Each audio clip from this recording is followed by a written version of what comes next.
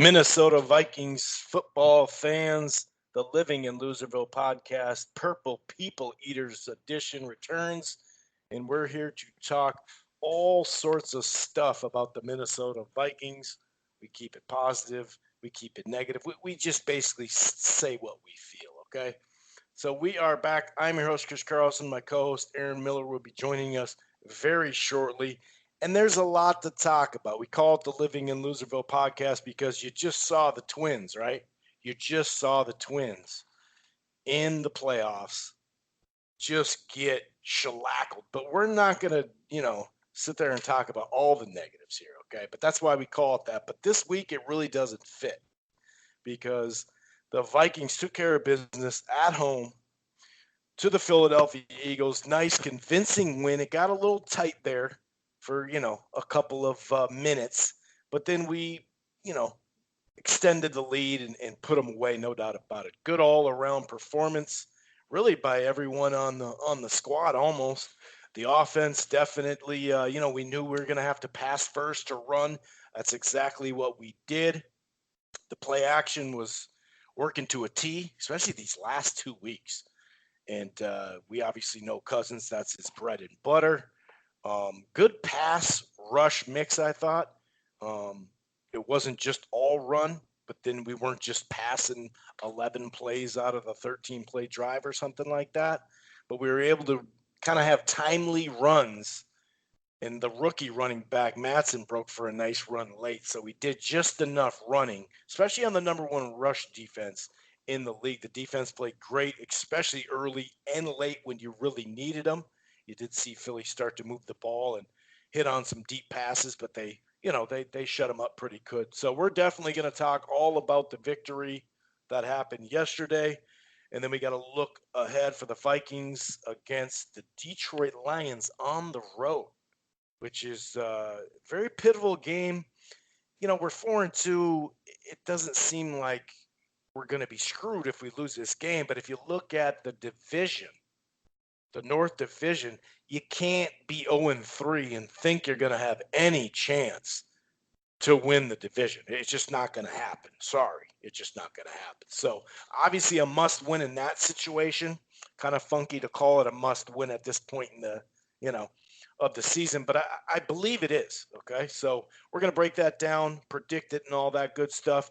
And we figure if you're a Minnesota Vikings fan, there's a small percentage of you that care about the Gopher football program. So at the end of the podcast, we save till the bitter end.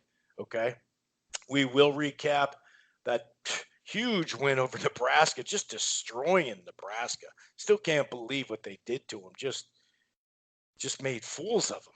Just the run game alone. But anyway, we'll break that down. We'll talk about the game coming up, the Rutgers game. They are AP number 20 and coaches, I believe, number 22. It's been a long time since the Gopher program was ranked. But anyway, we're going to keep it mostly Minnesota Vikings. And if this is your first time listening to the Living in Loserville podcast, it can be found on blogtalkradio.com/Rope-A-Dope Radio. It streams live at archives. It's basically the headquarters. However, you can find the Rope-A-Dope Radio podcast to listen to Listening in Loserville all over the place. iTunes, Player FM, Spreaker, Stitcher. We're all over, including the Grueling Truth Sports Podcast Network that you can find anywhere, all across the board, including iHeartRadio. You can also use Siri or Alexa through TuneIn or Spotify to find the shows on either platform. While you're at it, why don't you head on over to thegruelingtruth.net. That's thegruelingtruth.net. It's football, it's basketball, it's baseball, it's boxing, it's everything in between. Make sure you check them out over there. They got a great sponsor over there, betnow.eu, with a promo code TGT. And one last thing before we get into this great Vikings win and a great performance in general. Well, first of all, I got to take a sip of water, okay? I'm over here dehydrating. But anyway, if you're thinking about cutting the cord or you have and you're not happy, it is fall. So that means football, basketball, everything's coming back. Baseball, FS1, you need cable is what I'm trying to tell you. If you're looking for something, you should probably give at least a try to AT&T TV now. You do have the 7-day free trial, but the packages start as low as $50 a month. That includes HBO. They have the cloud DVR. You can stream it anywhere. Like I said, they have the 7-day free trial. Check out AT&T TV now. It's a cable streaming service. I use it, so therefore it must be pretty decent. Anyway, I'm gonna go ahead and bring in my co-host Aaron to kind of check the temperature of where he's at. How the hell are you, Aaron? We call it living in Loserville, but to be honest with you, we're riding high right now. Yeah, we're riding high. So let's talk about what I thought was pretty shocking, the performance of Kirk Cousins. We'll just quickly, it's one of those games where he really played exceptionally well, threw the ball really well, hung onto the ball, didn't force a lot of turnovers. It was just one of those games where you want to kind of put it in a bottle and save it for later. That pass to Diggs was just really something to watch. And it was a good catch by Diggs too, but it was a heck of a pass. I mean, rolling him out and doing those type of things seems to be helping him. I want to go ahead and get behind him again, but, I'm going to hold back a little bit, wait to see, a few weeks down the road, what can happen. But I was really impressed with the way he played. I just want to come out and say that. And the offense played well in general. So, here's a little shout out to Kirk. So you're not ready to back him. You're going to give him a couple more weeks to see if he's ready to be backed. Is that what you're telling me here? Well, you don't really have a choice whether to back him or not. I mean, he's a quarterback for the Vikings, so right. You kind of got to back him intrinsically. But, it was nice to see him come out and play really, really well. Now, I don't know if he was spurred on by the negative words that were coming out of Philadelphia. He said he didn't hear anything about that. I don't know if that's true or not. I think he probably did. But, it was just good to see. Now, you want to see that continue. And it's been a change in what they're doing with him, rolling him out. I think he's getting more used to that. I think he's starting to like it a little bit, just getting out of the pocket. And his ball had zip on it and really, really played well. So to answer your question, yes, obviously I'm behind Kirk, but it's to put my faith in him 100%. I'm going to need to see a little bit more. Well, he's been a starter for 6 years now. I just don't know what else the guy. No, I'm just kidding. And you know what's funny? The dude who was talking all that stuff to him, old boy got cut. He's not on the team right now. So maybe he should kind of worry about that first, and then worry about what Cousins is going to do. And by the way, it's back-to-back weeks that Cousins carried us because we knew we were going to have to play, or play the pass to set up the run. And I love the run-pass ratio just on the first drive. Good little mix. It was a long-ass drive. And just for Cousins' number in general, 22 of 29, 333, 4 touchdowns, 1 pick, which I know some people tried to be like, well, that wasn't his pick. That wasn't his pick. I mean, come on, dude. The freaking ball hit Diggs in his helmet. If anybody's trying to say that was his fault, I don't know what to tell you. But I did like that mix, man. And that little touch pass that he gave to Thielen to get up 7 early. Like I said, I like the mix. We almost got a second touchdown to get up 14 zip. Instead it was 10 zip. Thielen almost got that second foot down. That would have been a nice catch, no doubt about it. But that play action, just in general, whether it's rolling them out, whether it's play action right there, whether it's play action looking like a screen and then go the other way with it, he's also using his eyes. In fact, that Diggs touchdown, that second one, he was honed in on Thielen for a second, then went right back to him. But another theme on offense was the deep ball, right? I mean, play action, 62-yard pass to Diggs, right on a rope, 17-3. Another play action to Diggs, roll out again to make it 24-3. Now, Wentz started getting his own deep passes in. They started kind of moving the ball, I'd say. They did manage to get it to 24-10. Almost had another deep ball. I think Cousins had to maneuver his footwork a little bit because of the rush. Otherwise, we may have had another deep ball in there. And like I mentioned, we got to the point where it was, we were moving the ball and we did have an interception. The ball went right off Diggs. Otherwise, he had a great game. He had a half a drop earlier too, but obviously he made up for it. But here we are at half. Philly gets the ball. They complete like a 45-yard pass to set up a touchdown. It's 24-10. Um, where were you at right there when they had caught all the way up?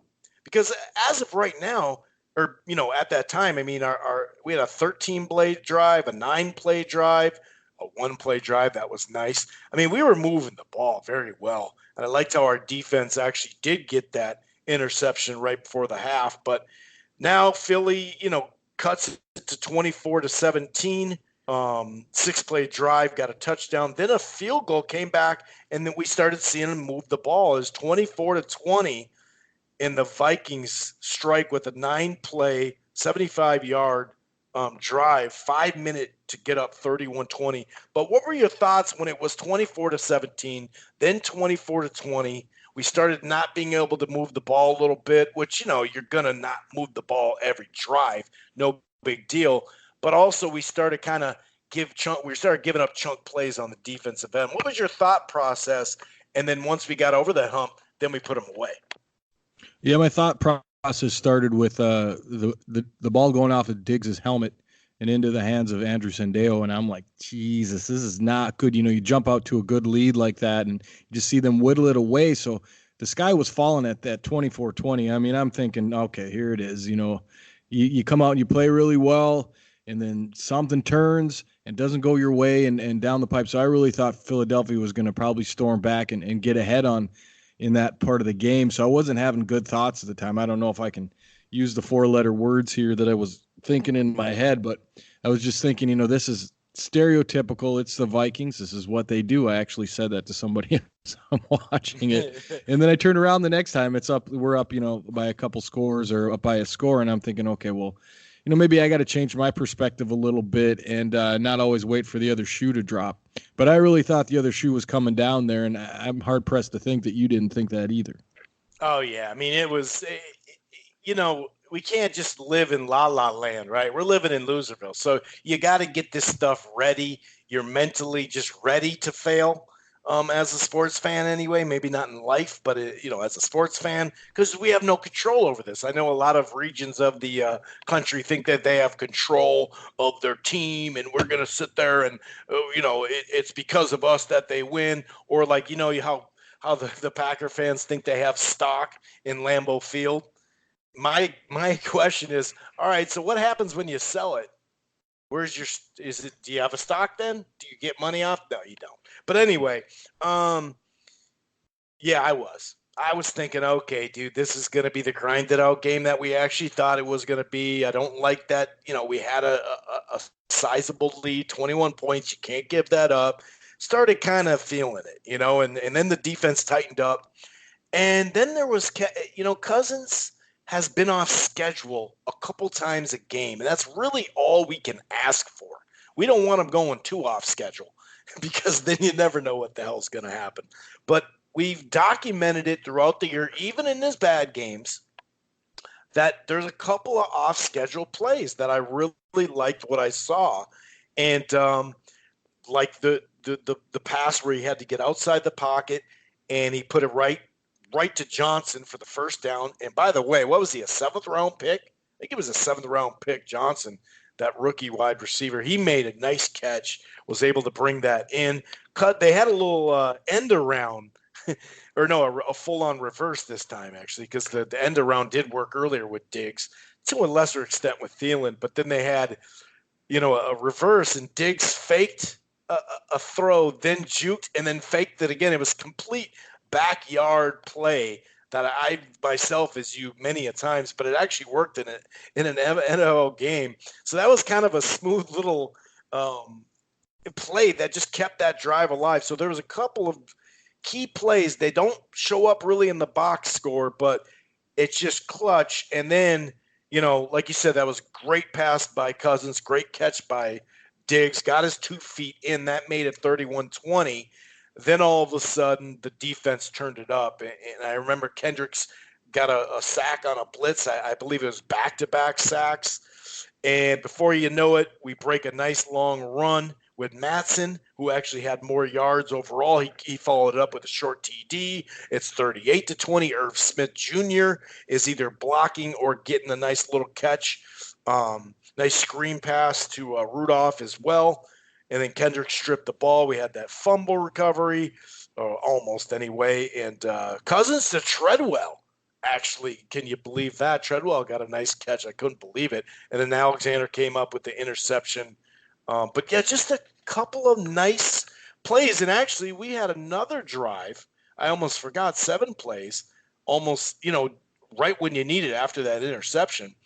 And it almost went to 4 minutes, but we did have a fumble that was very close to, wasn't it close to where was that fumble? Was it close to the goal line by Matson?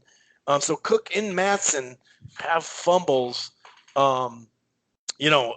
with long drives. So we'll keep an eye on that. Both of them have been really good. Speaking of that, let's just put that there. First of all, it was nice to not only get over the hump and get that 11-point cushion, Aaron, but then put another one on. And like I said, once the defense started, going all over the place, they really started getting that off.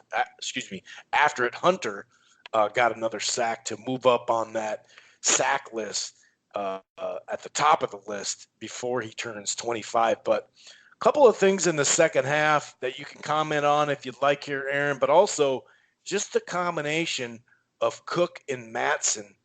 I mean, I really like what we got there, and it seems like their style definitely fits the style along with our offensive line, who we don't have like a great player on it, but it does seem like it's just a good fit. But I'm really loving these 2 young running backs that we got in the backfield.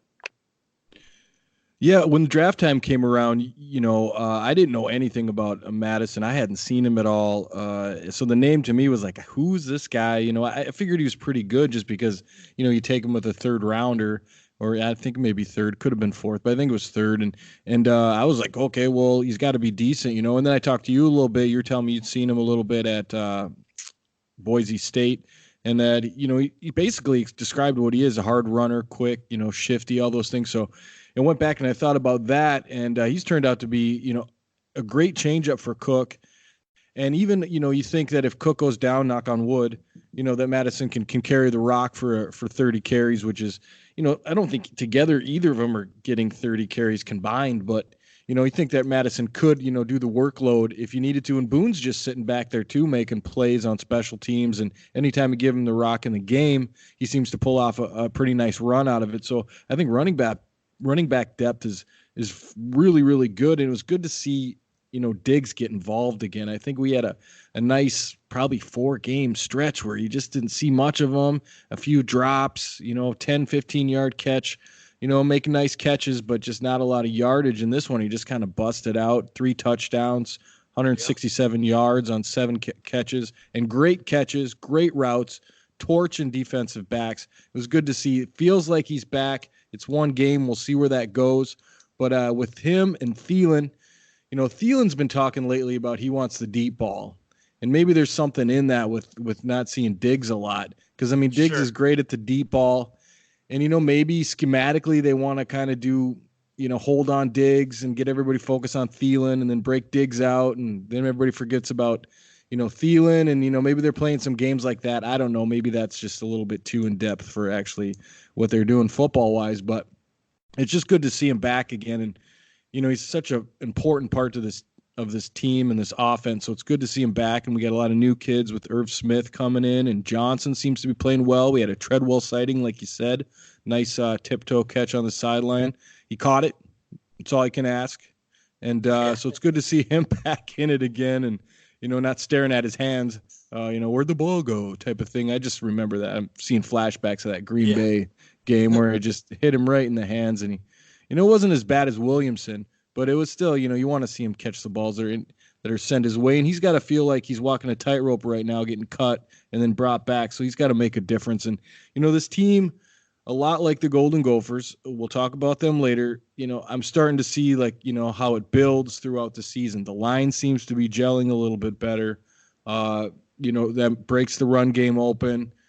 People are getting used to each other on offense. A lot of that, just getting together and gelling as a team. We're 6 games in. it's about time to start, coming down this, middle part of that season, weeks 8, 9, 10, 11, 12, that middle part where it's important. And now we got some division games with Detroit coming up. So it should be pretty exciting. I hope everybody stays healthy and we can see what this team can do. Yeah, it's already 6 games in now. We're already past the third mark of the regular season. That's kind of hard to believe, man. But I look down, it's October 14th, so I suppose speaking of Diggs, and now the whole past game we were having problems with, obviously, early on. Well, some of it we weren't having problems with. We just didn't need to throw in some of those games. Let's not forget about that. But the 2 key games were the Bears and the Packers, obviously, where we had some issues. And now you have Diggs having that 100-yard game. You have Thielen having a big game last week, and then Diggs having it again. So, there is definitely something positive going on. In fact, Diggs is the first Viking player to catch 2 TD passes of 50-plus yards in a single game since 2000. Can you guess who that was that caught those balls back in 2000? Golly, Randall. They can't jump with me. You can't jump with me. Golly, Randall, just throw the ball. You're going to just start delivering it this week so that you can throw it next week. All right. So that's something to be said right there. In fact, wins by 16-plus points this season. The Patriots have 5. The Vikings have 4, so 1 and 2. Tied for third is the Cowboys and the Niners. Otherwise, so when it's time to kick people's asses that are mediocre, we'll do that all day. We'll do that all day. If we could just not play the damn Bears, that would be helpful. But, just a couple of things, then we'll wrap it up here. Kendricks was everywhere again. He's been, you say this a handful of times since we've started this podcast, just how he makes the fundamental, I'm going to wrap your legs up tackle. I thought the cornerbacks all around played very good, had several knockdowns, usually right there. We had some interceptions late. The sacks, it's not like we had 9 of them, but they were mostly key, I thought. Like I said, Hunter now, if it dates back to what I say, 82 is when the sack stat came in. He is now, before the age of 25, he has the most sacks. And remember, the first 2 years he was coming off the bench. Just remember that. So he's a stud. We all know that. There's nothing new there. Anything else that you want to tie a nice little bow on this big victory here for the Vikes? I just want to bring up that the talking heads over at Pro Football Focus have named Eric Kendricks the number 2 performing middle linebacker in the NFL. So it's good to see him get the attention I think he deserves, and for some reason hasn't gotten up until this point. Just an outstanding middle linebacker. I'm glad to see him get some pub for it. Yeah, that's a good call. You're right. We don't really hear much about him. I think his body type, he's not flashy. We do have those defensive ends that love to do like karate kicks after they sack. And so maybe that just takes away some of that Harrison as well. Yeah, maybe it just takes away. But you're right. I also saw that Zimmer was really happy about that too, because he hates those ratings, especially on the offensive line. He says it's just like worthless. And to an extent, I wouldn't say it's worthless, but some of those ratings are kind of like, okay, dude, whatever. And actually, we got to face Detroit next. They are up with 5. They got the ball too. 5 minutes to play in the second quarter, up 13-7 on the Green Bay Packers. So a big back-to-back, games as far as the North Division. I almost call it the Central. The North Division for Detroit, having to go back-to-back like that. So just previewing this game, like I mentioned, it's October 14th. Nothing's a must win.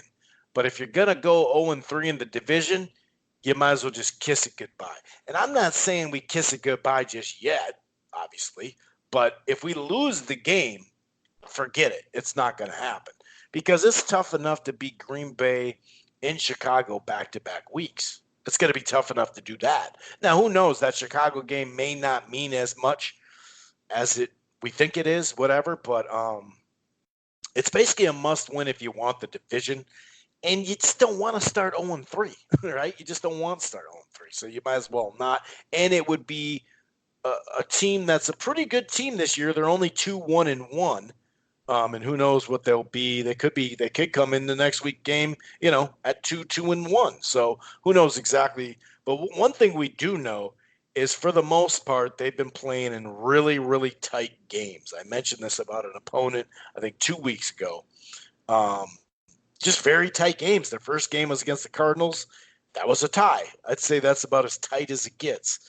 Then they beat the Chargers at home, 13-10. Then they, on the road, beat Philly, a team we just beat, 27-24.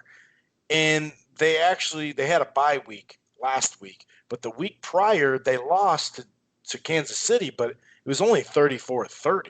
So that's pretty impressive, And I was going to kind of watch some of this game here tonight after we're done, just to kind of, take a look at what we're, dealing with, I guess you could say. But just heading into this game, like I said, very important. We are favored by a little amount. Actually, now it's down to even.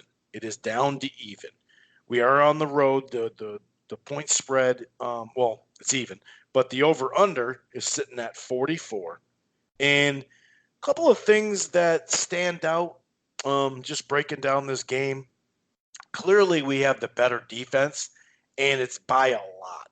They give up almost 24 points a game, so we have to take advantage of that, obviously. We run the ball better than them. We're running the ball basically almost number one in the league, so that's no surprise. But they still average 120 a game, so it's not like they're sloughing off there. We do a better job by about 35 yards a game right now of stopping the run. One thing is, though, they're up to almost 294 a game. Now, some of that could have been opponent, obviously, especially against the Chiefs. But, it kind of feels like we're going to be able to run better, but we're still going to have to get out there and pass. And we need that right in that 26 to, say, 31, 32 attempts. I'd say, in a perfect world, 17 attempts, and we run the ball like 48 times. But I just don't see that, although we almost doubled up Philly last week off their average as far as rushing yards. So that was something to be, seen for sure. But, I'm looking at this game, and a lot of times these type of games come down to turnovers. I feel like we have the better talent.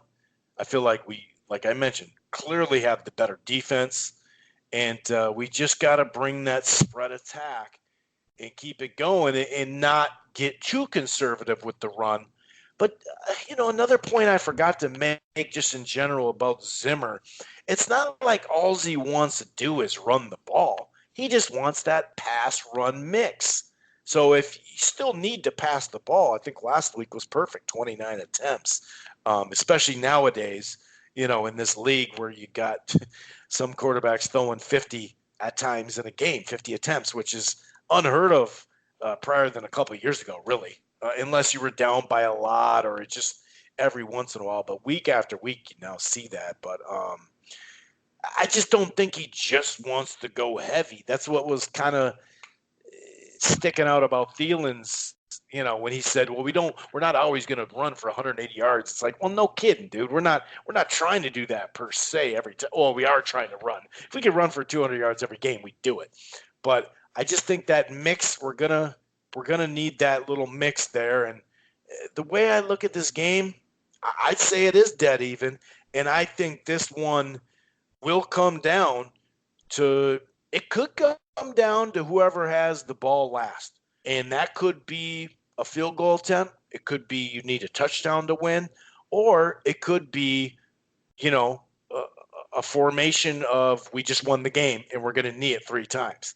But I see this one being really, really close. What says you, sir? I like what you're saying. I'm just kind of listening to you and seeing. Now, this game they're playing tonight, Green Bay and Detroit, that's a big game, Chris. We need Detroit to win that game. Detroit wins that game. We get tied with the Packers at the top of the division. Detroit moves to three. What is it? 3-2, 3-1. So they'd be 3-1-1 after this game, and they'd be in third place, technically, probably second, because we'd be tied with Green Bay. So it's kind of important. We want Detroit to win. Glad to hear that they're up.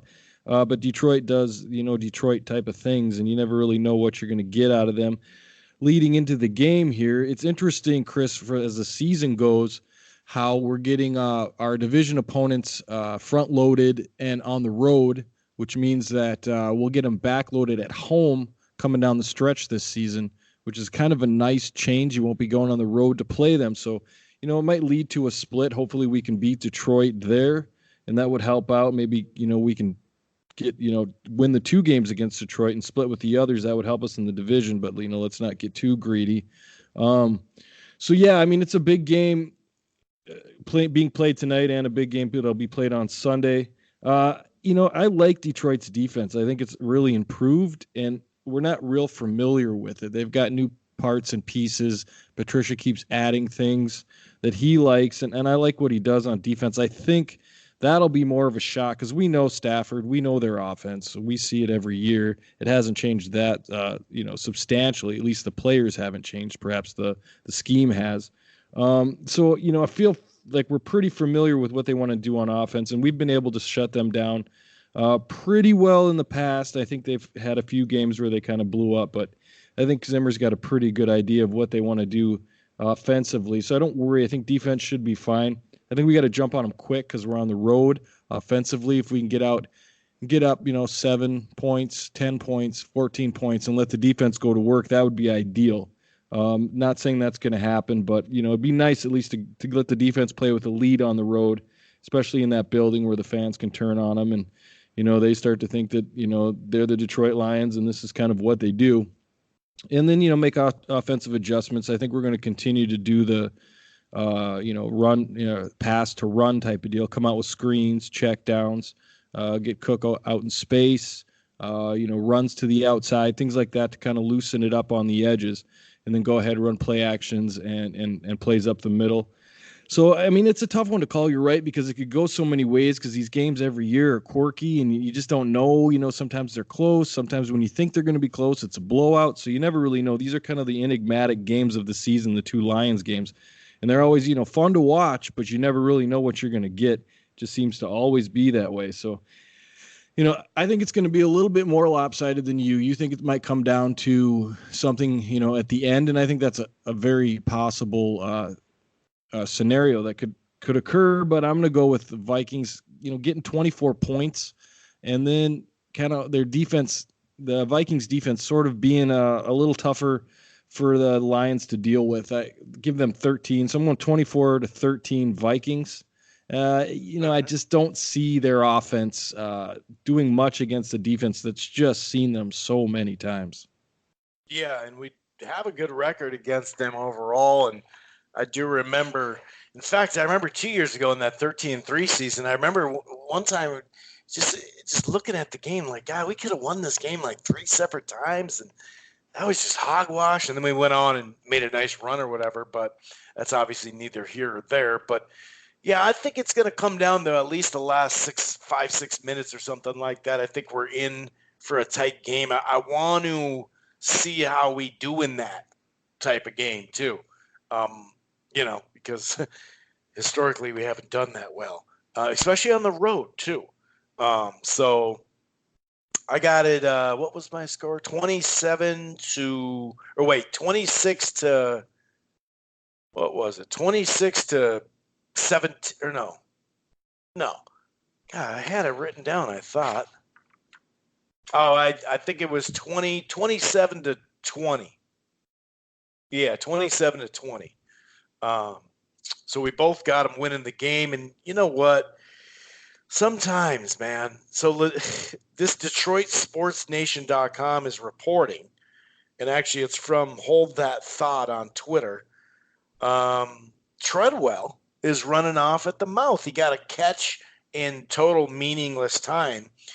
And he said that the Lions game is going to be easy. It's an easy win. This is easy. Did he get cut? Like, did he get picked up and then cut by the Lions in that short amount of time when we cut him or something like that? Like, do you really need to start I mean, who's really going to listen to him, I suppose? But it's like, come on, dude. You just made a nice catch. We let you back on the team. You going to start running off at the mouth, dude? Really? Okay. Anyway. I just think he can't help himself at this point. If he's going to pop off like that at this point in his career to say something like that, it's just dumb. I wouldn't be surprised if Zimmer doesn't even dress him for the game if that's a real thing that happened. I mean, I don't think Zimmer likes that coming out of his locker room at all, especially with what just happened last week and all that crap with Zach Brown. And now he's cut. You know, it doesn't set a good precedent. I don't know what he's thinking. It's awfully strange that he would say something like that. Maybe he's just trying to get some press. I don't know. Yeah, who knows? He's got a contract year coming up. Oh, wait. Not really. So on to our Minnesota Gophers. We figured that, like we say at the start, there's a certain percentage of you that are going to give a crap about the Minnesota football program. Obviously, I mean, talk about living in Loserville. It's been since 1975 that they won the Big Ten championship. They've had some nice little mini runs, but they're mini, to say the least. But the Gophers come out strong against Nebraska. And Nebraska was, like that trendy pick to come out of the West in the Big Ten. So 34-7. It was 14-0 at half. The way they just from the start to have that long 12-page drive to shut them down on a turnover on downs and then just to go right back with a touchdown and have their own long drives as well. I just love the way we started the second half too. You come out, you're up 14-0, and you put it on them 21-zip. And the defense, and this is something we've been talking about. Can this defense hold up? Can the undersized, inexperienced defensive line hold up this whole time? We knew we had a pretty good secondary. Some of them are elite. We knew we had a bunch of linebackers that have been here forever. So we knew we were good there. But this defense has really played well these last couple of games. Another turnover on downs. We followed up with a touchdown. Another touchdown is 34-0. They end up getting a little 7 points. But it really didn't matter because there was two more turnover on downs. So you got 1, 2, you got 4 of them in a game. 4 turnovers on downs. And it had been quite a long time since the Gophers defense actually gave up a touchdown. Because even in their last game, it was mistakes on offense, pick 7 and stuff like that. Now the Gophers are up in the AP poll to 20, or they're now ranked. The coaches poll, they were already ranked, I think 24th last week in the coaches poll. But the AP was just, we had receiving votes. Now we're 20th, and this is the highest ranking in Minnesota since we were also slotted 20th back in November 1st, 2008. And it's just the first time we've been ranked in the AP poll since 2014, which obviously we had a really good season that year. We're bowl eligible. We're bowl eligible. It's halfway through the season, already 6 wins. The red zone stats, and this is like at halftime, 23 of the 24 possessions they've scored on, 19 of them touchdowns in the red zone. That is freaking phenomenal. Like I said, there was this, and by the way, we just talked about, I gave that little stat on like blowout wins for the Vikings. If you look at the Power 5, the last 6 games, 6-1, and it's 6 of those, or 5 of the 6, I should say, are by 22 points or more. And like I said, it had been a while since the defense even gave up, a touchdown. And now it's 10-2 in the last 12. 8 in a row. It's the first time the Minnesota Gophers have won 8 games in a row, Aaron, since 1948 and 1949 season. Unbelievable. 111 minutes, 27 seconds of game time before the defense gave up a touchdown. The 11th 100-yard game for Tyler Johnson. He actually he tied a record. He's with like Tutu Atwell and Eric Decker. I mean, what more can you say, dude? We knew what we had, and we knew there was some mediocre play calling and vanilla play calling early on. But we're starting to open up that playbook. And when you have a three-headed monster at running back, when you have the defense the way they're playing, Aaron, and I'm long-winded. I'm sorry. I'm just excited here. Very long-winded. We knew what we had on the outside for skill players as far as wide receivers. I'm not here saying, oh, the sky's the limit. We could go undefeated. I'm not worried about all that. It's just we're in a really, really great place. And I think we answered our question from a couple of weeks ago if this 6 win should be a every year, because here we are. We're 6-0. It's unbelievable. And, you know, the most surprising thing about it is that it feels legit, doesn't it? It feels like there's a foundation. Exactly. It feels like you've got recruiting classes. It feels like the pieces are in place, a la Brett Favre. It just feels like that 20 in the ranking seems right. It feels good. It's like, you know, there's substance to it. It's not like, okay, we were bad for 3 years. We finally got all our guys together. Now we're getting an 8-win season. Yay. Back to a 6-win season the next year. You know, it just seems like it's a building process that we're seeing happen. And it's refreshing to see because, like you said, 1948 was it? I don't think we've seen anything even close to that, you know, and you see flashes of good squads. The Kills squads were getting good. I think maybe if they were allowed to continue, they would have improved, but the brand of football was, you know, kind of niche, you know, it was a lot of great defense, running game, nothing for wide receivers, running quarterbacks, you know, just kind of, I'm not going to say boring, but because it did the job for, you know, for his time. But, you know, it's nice to see a legitimate football team with receivers, a quarterback, a good offense, a defense that's a little bit behind the offense, but is still coming along really, really well. Like I said, next year when we start to play some of those kids on the defensive line that we got in this recruiting class, it's going to be fun to watch. Now the schedule picks up next season, so that'll be, you know, just in time, I think, to meet those challenges. But this year, which we're still in, we're 6-0, like you said, bowl eligible. We got 3 running backs. We're going to lose the 2 next year, but we got them now, so let's ride them now. We got, you know, none of them had over 20 carries, all of them around 100 yards. And Mo, who had the least amount of yards, has 3 touchdowns. So, you know, that kind of evens it all out. Tyler Johnson had a good game, no touchdowns, but 5 catches for 109 yards. That'll do. And so, like I said, it feels legitimate. It feels like it's an actual thing that you can kind of hang your hat on. It's really fun to watch Gopher football on Saturdays. So going into Rutgers, dare I say, trap game. Now, I only say that not because I think they're equal as an equal football team to us, but, you know, they just fired their coach. So they got a new coach coming in. There'll be a lot of, you know, rah probably behind that. So I gave them a few more points on my pick than I would usually give. But because I think they're going to come out and play hard and be determined, if for nothing more, for future playing time.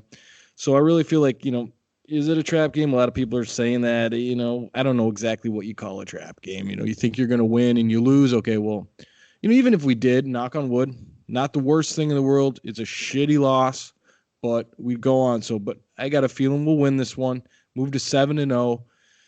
And then the real season starts because the schedule picks up and we start to play some big dogs. Yeah. That'd be a horrible loss, dude. I'm not big on saying, oh, it would be a tremendous loss. And like you said, let's not, well, we're not out of it. We're not out of the woods just yet. But just going back real quick in that running game, in that Nebraska game. And I remember sometime in the 80s when that Nebraska squad, when it wasn't the mid-90s, it was the 80s, and they were just Mike Rozier just running the ball up and down Metrodome. I think they got to 70. It was just ugly. And when you look at it, Aaron, 49 carries, 322 yards, 6.6 a clip, dude. When you run the ball 49 times, you're probably not thinking, yeah, dude, we're going to average more than 6 a yard. No, you're probably going to be under 5, maybe even under 4, like they were. They ran the ball 43 times. You look at 151's a lot, not as much in college, but it's still a lot. But they had to do it 43 times to get there. No turnovers, clean game. And this is where the game manager part comes in, where Morgan, do you want me to manage or do you want me to try to win the game? Because I could do either one, and he's done that really well. Sure, he's got a couple of pick sixes and a couple of plays where you're like, come on, dude. But he's young. He's still trying to learn. But 8 of 13 on third down as well. That was big. And, heading into this game, the trap game, I think that's next week. I've heard that too. I think that's next week. That's a good point. A real trap game is next week. Yeah, we got to go on the road. What's the weather going to be like? I mean, we've already had 2 cold, rainy days. You can make an argument, and I don't think it's really much of a debate, that rain's harder to play in than snow, right? Because you're already going to be cold if it's going to snow. So you got that. And Flex got them, dousing each other with cold-ass water before practice and shit like that, dude. I don't know what he's got going over there. He may, break some legal laws doing that. I don't know. He better check the player handbook, student handbook, to make sure he's not breaking any rules over there. But, yeah, dude, at Rutgers, just call it a win. I know we can't just say that and do that, but we're going to do it. It's set. We're 7-0. We're going to be 7-0, damn it. I don't care if it's 42-41 and we needed a 72-yard field goal to get it. I don't care. But they're getting that game. But then we'll talk next week, because I do believe next week is the trap game, if there's ever a trap game. But you just got to love seeing what they're building. And we talked about this off air, and Fleck threw in the, we're building this, we're building that, we're doing this, we're doing that. We're going to be set for we're trying to build something so we can sustain it for the next decade or 2. And that's a key phrasing there. Decade or 2. I want to be here 10 to 20 years. I'm here. I'm your coach. And we talked about, would it be Nick Saban, stepping down after another national championship, walking off into the sunset? Would that do it? With the Notre Dame job, maybe they get sick of being damn good and getting their ass kicked by Clemson. Would it be a variety game? Maybe the USC job's going to come up. Who knows? The biggest one was at Ohio State, and we dodged a bullet because, that Bob Day, I believe his name is Bob Day, he was already put in there before. There was really no someone, retired. And no, we knew last year that he was going to be the guy. So that really helped us too. And yeah, I don't really want to go into, are we going to keep him? Because we're 6-0. You know what I mean? I don't care at this point. One thing, though, we talked about as well is facilities. And now we know the combination of facilities, both, where you eat and where you sleep and where you work out, and the stadium. And by the way, people don't realize this. The stadium was built for expansion in mind. So before you think this is our only top out, no, we can add, I believe, another 15 to 20,000 seats. Obviously, it would take construction. We're just not going to throw them up there like, yeah, that'll work. Yeah, that's fine. Just don't move to your left. There's extensions. We can extend that. That was built like that. So I'm just happy right now with where they're at. And like I said, the skill position on the outside, as far as the Gophers in general, it's especially like the Big Ten West with Iowa, with Wisconsin, with Nebraska. Good luck trying to find better wide receiver talent, because you're not gonna. You might as well just stop it. It resides here in Minnesota. And just they're saying that. We've had the Tutu Atwells, we've had the Decker, the Ron Johnsons. We've had like a bad team, 6-7 game winning, and they ended up getting a bunch of yards because they're just good, and we went to them a lot. But this is a whole different ball game, and I'm just really happy, man. Really, really happy. And, let me interject here. Go ahead. I was going to say. Go ahead. Yeah. Well, I was just going to say that,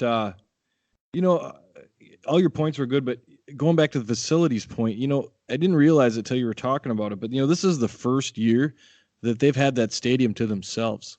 They had the Vikings were there for a while, and then you had the soccer team was there for a while, and this is the That's first true. season where it's just the Gopher football stadium and it's nothing else going on in there. I don't know if that makes any kind of difference, but that thought just kind of crossed my mind that this is the first year where it's just kind of just been theirs. I think maybe there was a few years right when it was built, and it's hard to believe it's 10 years old already. It's I mean, really that's hard to believe, yeah, man. it's really hard to believe. Now, my other point was, imagine you're a Nebraska fan and you got your butt kicked that way. That's how Nebraska kicks ass, dude. 49 rushes, 400 yards, no turnovers. Just ironic to just, whoop Nebraska that way. I thought, as a Nebraska fan, you're like, this is what this is what we want. What now what's happening to us, And they kicked our tails last year in their I place. was about So to say. I think, it's going to be going back and forth with, I mean, I really feel like, I don't want to, get too far ahead of myself, but I think this is the new West. The new West is going to be, if things continue the way they are, the top of that West is going to be Wisconsin, Minnesota, and Nebraska. And that'll be a yearly thing, I think. And that's a good thing. I mean, it's good to be in the mix, man. We haven't been in the mix for 50 years. So, knock on wood that this continues to improve. The offensive line, they didn't have Daniel Fahalele. I thought the line played better, actually. He was hurt, but I thought they were just quicker and moved better on those zones. So I thought that had a lot to do with the running game. And, those backs we have, and then there's backs behind there. We haven't seen a kid, Trey Potts, that's going to be Fleck keeps talking about him. We haven't seen him. I'm assuming that they're going to play him, maybe if they need him and, keep him under his 4 games so they can redshirt him. And then Cam Wiley played in a game because they had to play him. But, if Brooks and Rodney Smith can stay healthy with this line, Tanner continues to improve. These receivers are already great, and they're so young. It's really looking up over there. Yeah. And that's the thing. Like, people are like, oh, it's going to suck when we lose these 2 running backs. Like, not really, though. First of all, last year we didn't have them. And Ibrahim did pretty good as a redshirt freshman. And we got that Williams dude who did really good, actually, as well, along with the youngsters. So, and when they see, and I'm talking with them, they are running backs in high school right now. When they see how much we're willing to run a game, we're going to get a top, say, 25, 30 running back in my mind. I really think we'll get one coming in too, just because we'll have, some spots for them just in general. But and then also the University of Minnesota, and maybe it happened when we started going with Tubby, but we're starting to say, you know what? I guess after all this stuff, after all this time, we actually do got to put money out for football and basketball. We can't just make money. We have to put money out too for a coach, like a real coach. And I think now the lesson is learned. So even if we lose Fleck in a year, 2 or 3, whatever, at least it's established. It's not like this huge mountain to climb for the next person that comes in. And you never know. It could be someone in his system. You know what I mean? So we'll see. Any last words before we shut this puppy down here, sir?